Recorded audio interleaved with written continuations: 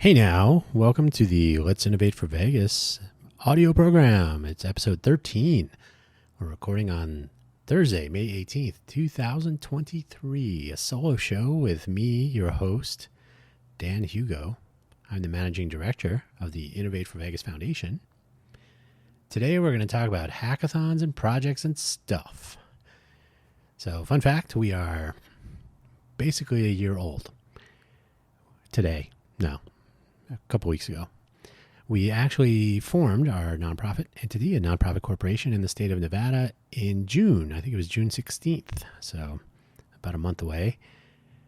We got our IRS determination for to be a 501c3 public charity in October. And of course, as some of you know, that's retroactive to our formation date. So we've been a legitimate 501c3 charity doing good work for good people since June 16th, 2022. So coming up on a year official, and what we did start our first hackathon, I think it was in March, February or March. I should know that. I could probably get the precise date. But we're just over a year old since we first got the ball rolling. We'll get into some of that. But first things first, we have hackathons. Remember, hackathons, projects, and stuff. So hackathons, obviously this age is poorly. It's hard to do a podcast and talk about current events or time-stamped events. But there's a couple things in the future, so this might come in handy if you happen to be listening.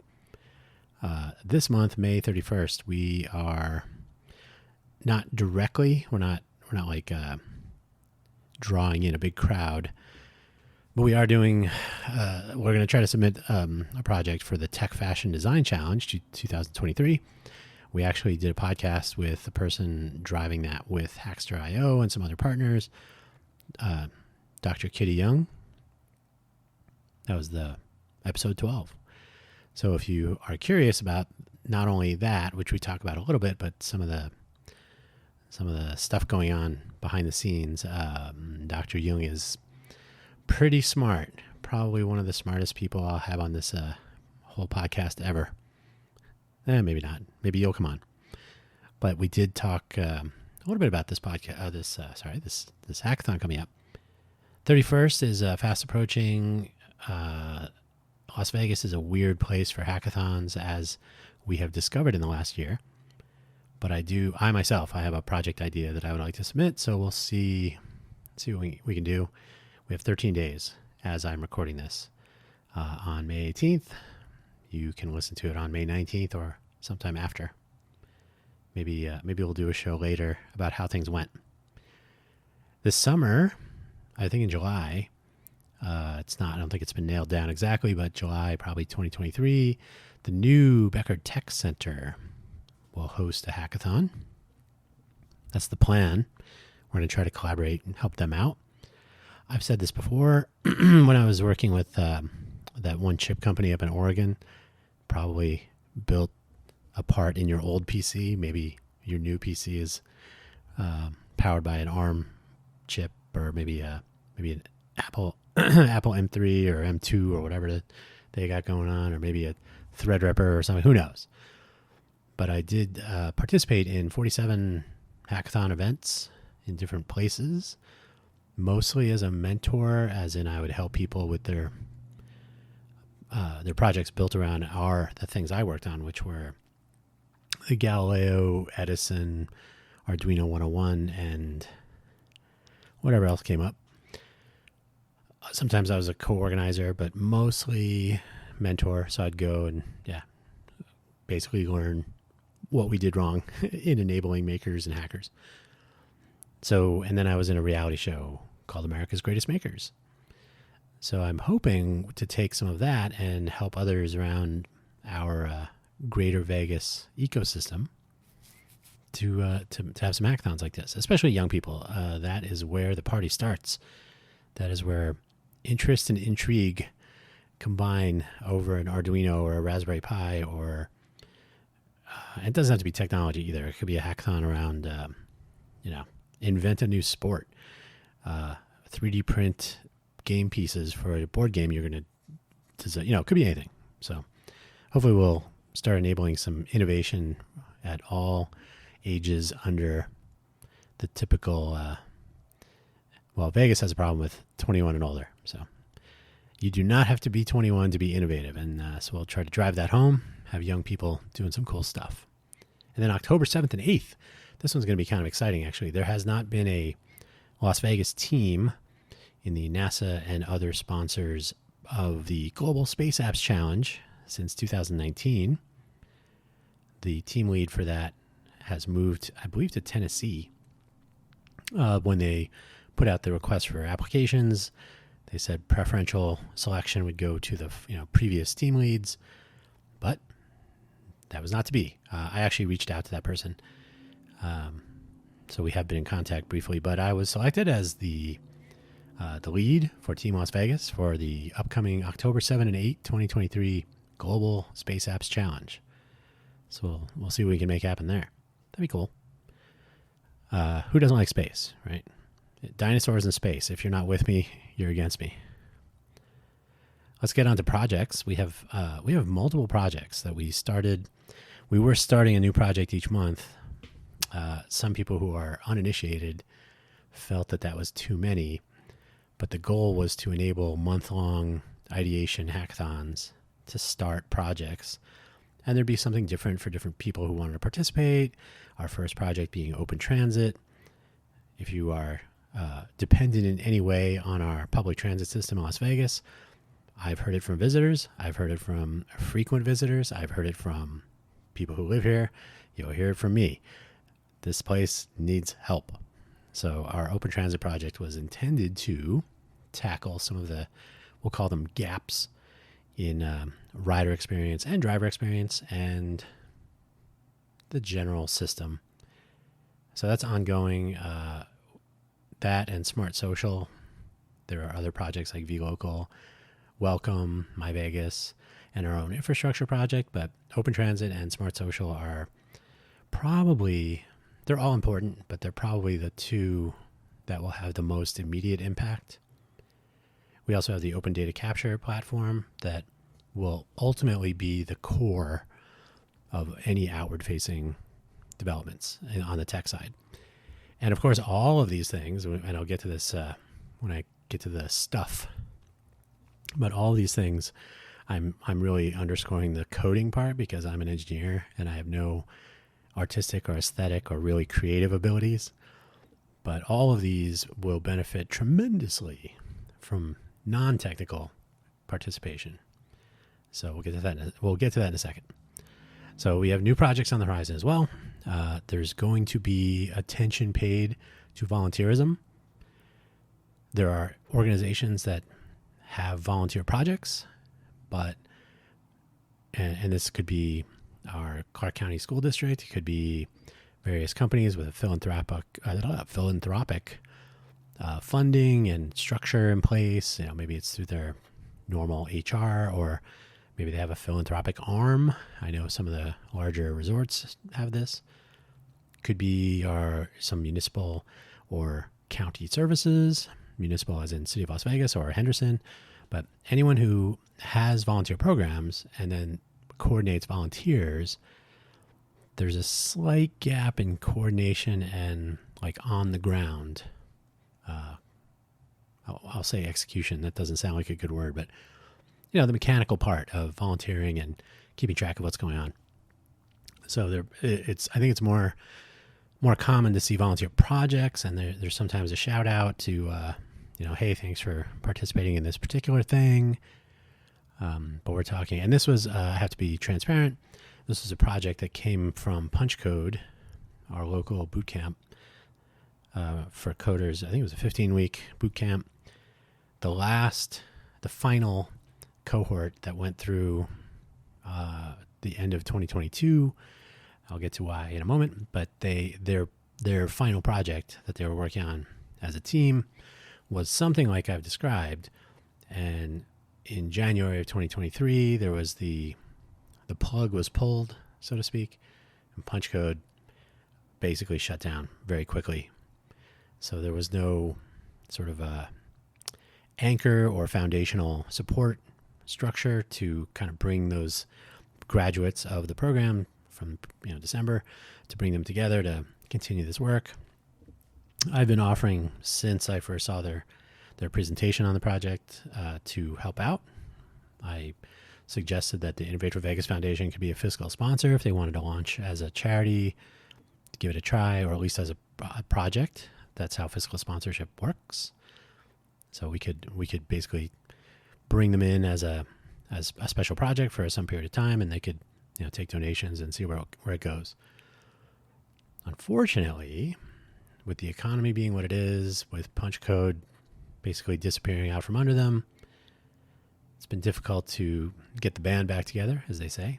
So I spoke with one or two, definitely one of the core team. I think it was 3 students were actually 100% in at the time. So I said, you should do this project. I still would like to help you.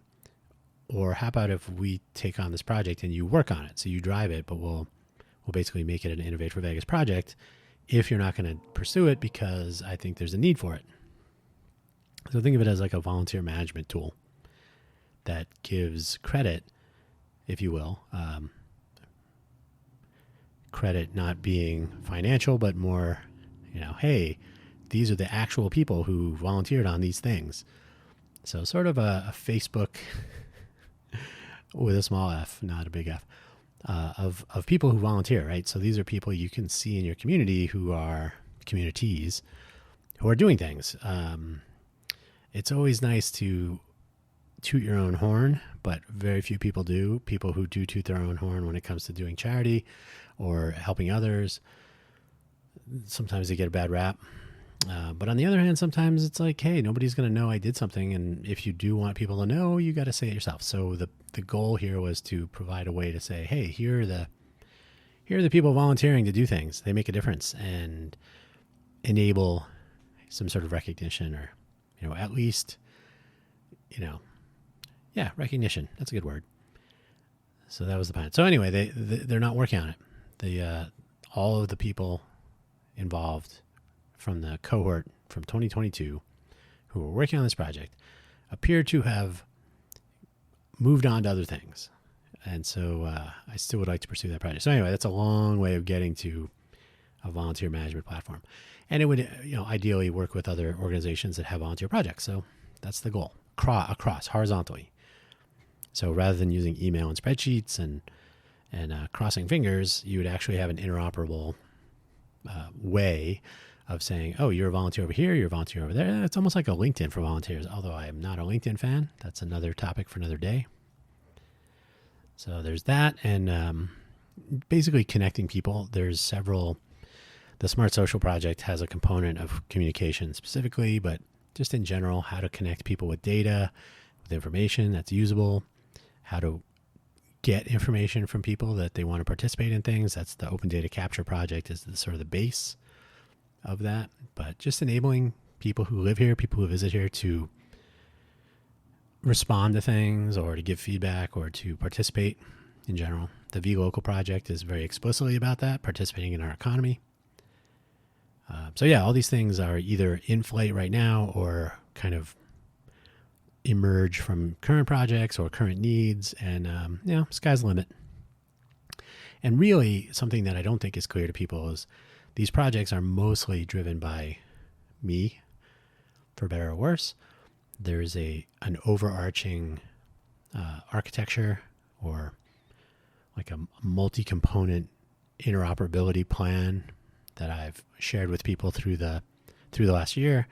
Here's how this stuff fits together, and here's why we need this, and here's why we need that, and it fits in with some other organizations and what they're working on. But at the same time, I have always said, first of all, our specs on these projects are open for collaborative development, right? So I'm also a volunteer. Some people don't know that, but I'm 100% volunteer, no compensation. So this is all from the goodness of no, it's because I'm crazy. But because I'm a volunteer, I always tell people we are all willing, hopefully, to participate and collaborate. So when there's a spec, it's not like me telling you, you're not my employees, telling you what to do. It's me saying, let's design a product or a service or a project in general. What do people need? And it's been heavily tech right now because, like I said, I'm not creative. I have no aesthetics capabilities whatsoever. Everything should be black and white. I'm not colorblind, but I may as well be. So if we can enable people to suggest things and to bring their particular talents and interests to the table, we will all be better for it. And ultimately, at the end of the day, we're supposed to be developing job skills. Our dirty little secret is that our organization is really about kind of elevating the skills and abilities and we'll say, I always jokingly say fame and fortune, but just to kind of provide a platform for people who want to volunteer and develop their skills, and maybe they're junior developers, but also, like I said, maybe they're junior artists, or maybe they're just getting started in project management or user interface design or audio and video media production, or, it could be anything. So the take home is that my trope, I have many. The take home is I would like people who are willing to work for free to work on these projects, but I do not necessarily want people to work for free. So everything we're working on has a path to some sort of benefit, return on investment. So people who are willing to invest their time and skills and participation in general, mentorship, menteeship, those people are the first in line to get benefits from this, as in value for value fundraising, anybody who wants jobs, or, if you worked on a project and someone says, I would like to hire that team, that's what we're here for. We don't hide people behind a generic volunteers label. So if you work on a project, you are absolutely accessible by the world, and ideally they will hire you away temporarily and you can work on projects. So that's been the model from day zero. Complete transparency, who's doing what, who contributes to what. We found that the organization that Code for Vegas was a part of, which shall not be named here, tended to give credit to paid employees of that organization, but left references and attribution to the volunteers to chance. I was told by someone in their C-suite, I said, hey, who are the volunteers that worked on this project you just announced? I see a lot of names of employees, but no volunteers. And they didn't have that information. That should be on the homepage. That should be on the project homepage. That should be in the announcements. Here are the 2, 10, 100 people that enabled this. They're volunteers. They gave their time. That's what makes things go. That's what makes things go. So we've had a policy from day zero. Always transparent attribution for people willing to volunteer their time.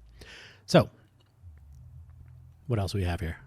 I'm just looking at the waveform, and when I say things like that, there's a big peak. So I will apologize for now if I don't manage to normalize that in post.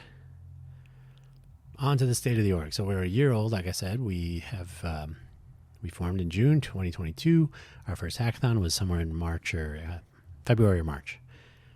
So it was exceedingly small, although we've actually managed to get smaller now and then. Open Transit was the first one. We have a couple of things in flight, as I've mentioned. Since our first days, we lost the president of the organization. He went off to college. And so it's really just been myself and our co-founder of Code for Vegas, the original. He was the co-founder, co-captain, Sean Looker. He has been supported from day one also, day zero even. And between him and Don Jacobson, we have essentially been able to, get this far. Their support and putting in a good word here and there and so on. However, with only 2 people, I will get to one of the problems with that, but there's only 2 people. So we are always on the lookout for people who would like to add themselves to our board of directors. We did try to form a board of advisors because we did want to steer our projects and our efforts with some outside advice. People that are on the ground, just like us, but who can see different angles on how civic volunteerism and civic hacking, as they say, how we could actually make a real difference. So we might think we're going to make a difference with Open Transit, but maybe some some advisor will say, "Oh, maybe that's not a good use of your time." So that kind of input, ways to channel and direct our efforts for maximal benefit. Because really, like I said, it's while we do want to elevate our communities, enable and encourage ideation, innovation, and implementation to make our communities better is our stated purpose. Our mission is probably close, but a little bit more descriptive about projects and CodeFor and CreateFor and inclusivity, diversity, and accessibility. We're too small to handle equity, but accessibility is kind of a subset, right? Like everybody should be able to see, hear, taste, smell.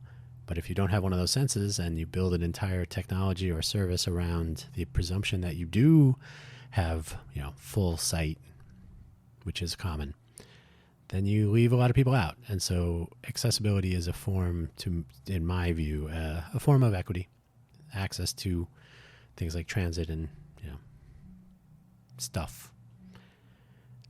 I'll keep this episode short, so I won't go into what stuff is, but you get the idea, and hopefully we'll touch on more of these as we move forward. I'd really like to have some guests on that work in this space about accessibility, the why aria on the digital side, in the analog world that we actually live in. There are accessibility issues that come up all the time about ramps and curbs and where buttons are and signage that's not, there's no, you can't read a sign if you don't have vision, right? So if the ability to see is required to navigate your way around a particular, a street or a part of a street in downtown Las Vegas or on the Strip or anywhere, at least being aware of that will come in handy. So there was an accessibility hackathon idea that was floated, and that's still on the table. So we can enable people to point out where, how there are deficiencies. I always have a picture of my favorite street corner, which is, I'm going to say, I think it's about a mile from where I live. It's been like this for 10 years. It's a completely poorly thought out street corner when it comes to the ramp for accessibility and the crosswalk button to cross, and some landscape issues that make it impossible to reach one if you require the other. So being able to interact with people and capture that kind of stuff is, I think, part of the accessibility mission. But we do have inclusivity, diversity, and accessibility is part of our ethos. And what we have in our state of the org, we have not much inclusion, not by design, but not much participation. So it's hard to launch our true CreateFor efforts when there's nobody showing up. The CodeFor side has been slightly more popular, but consistency of participation is essentially at zero. So that's been a challenge. So inclusivity, always on the table because that's part of our ethos, but it's not something we are excelling at. And it's mostly because there's only one person day to day trying to do all these things. And so I can only do so many things. And unfortunately, I am probably the worst example of inclusivity and then diversity. That's the way it is. I can't change that. But we do want to be more diverse, and we are not doing well at that. We are absolutely not interesting, or we're certainly welcoming. There's no age limits. There's no...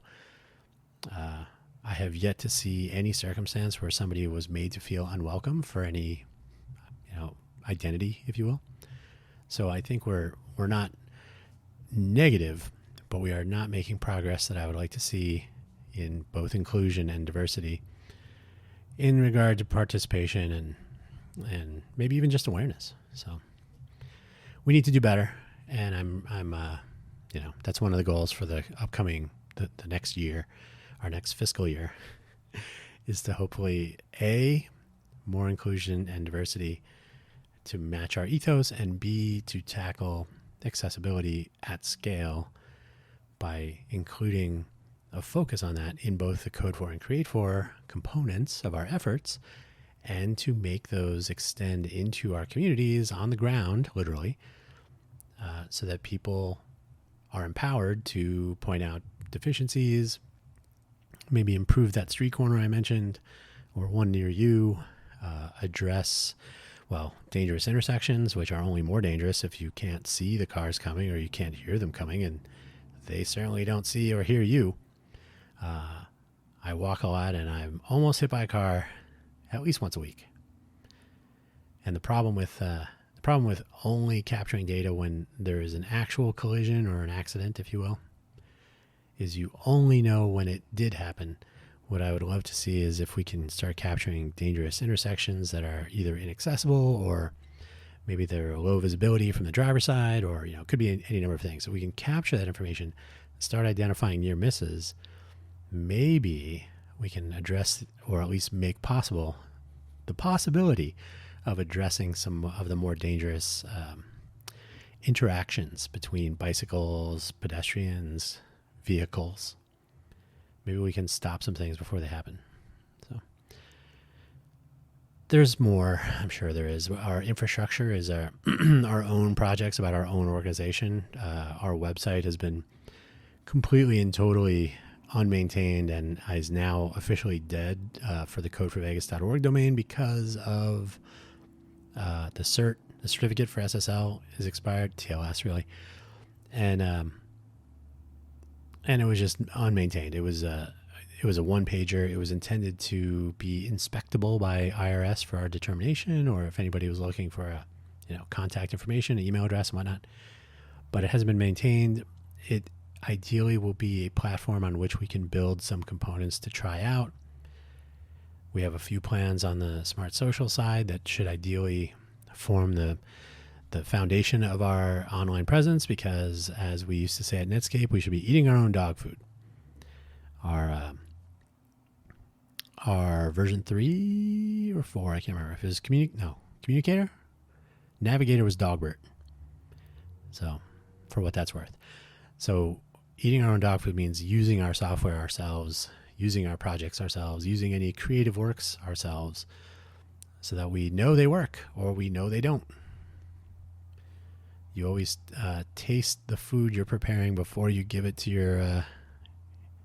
your family or friends, before they sample it for themselves, right?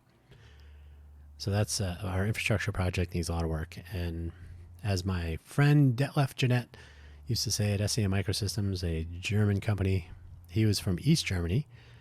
He and his colleagues were essentially the tech side of a smart card company. They were from Erfurt. They used to work together in a house that they turned into an office. And Detlef came and visited America his first time.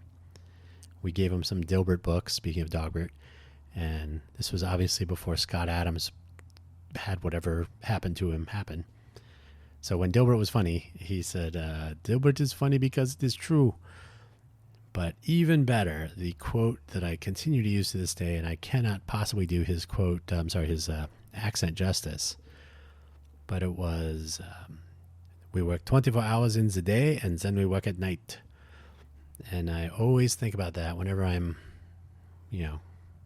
whenever my to-do list is not getting any shorter. So always have that extra nighttime to catch up on things after your 24-hour workday. That's where things are. We're getting to the end. Our show notes will have links for the TechFashion and the Global Space Apps Challenge. The Becker Tech Center does not have, as far as I'm aware, a web presence aimed specifically at hackathons, but I'll link to the Tech Center as well.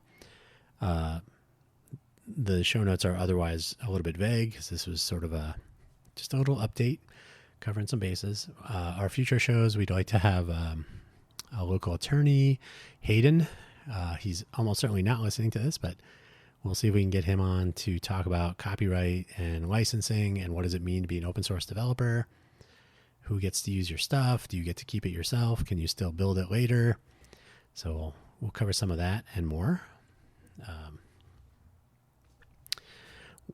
There's other things, and I cannot think of them right now, but it's okay, because podcasts are not ideal for predictions or news. So this has been a great little mini update, I think. Hopefully you enjoyed it. It's brief, which is unlike me, I know. If you are listening to this, and if it is still reasonably close to the summer of 2023, and you have any interest in being a board of directors member or an advisor. Board of directors is an actual legal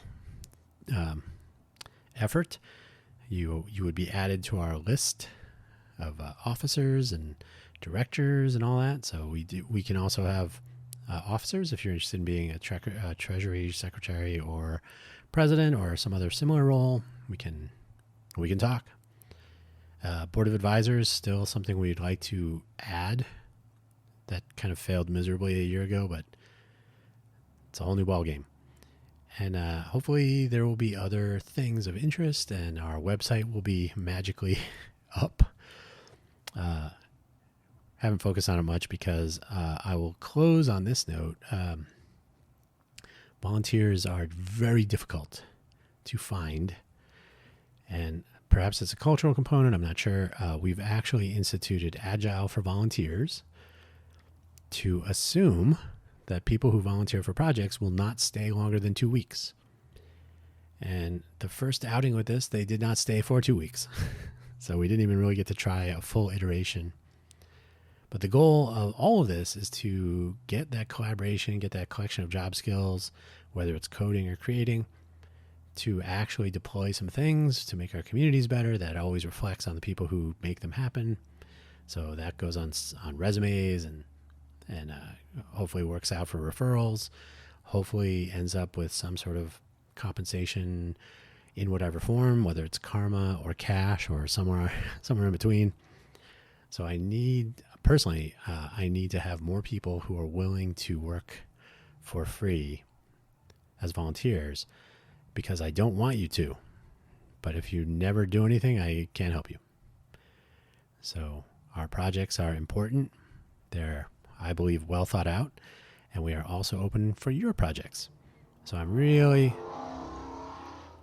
it's my hot rod, if you heard that. I'm really hoping that we can, as part of our inclusion and diversity outreach, just get more people who are interested in making a difference and engaging on projects and staying engaged and taking part in a volunteer collaboration that actually requires people to come through and follow through and drive for excellence. So that's what I'm hoping for. That's my birthday wish. My birthday is in June, for what that's worth. So do me a solid, join a project, stick with it, help your team, bring some team, help your team accomplish. We'll deploy things, we'll impress our neighbors and friends, and ideally people will get a little something back for it, whether it's money or fame or fortune, self-satisfaction. Could be anything. Could be all those things. That is all I have to say. Thank you so much. 33 minutes, not too bad. When I trim off the front, it'll be right around 33 minutes. There you go. Thank you so much. We'll talk to you next week. Come to our hackathons.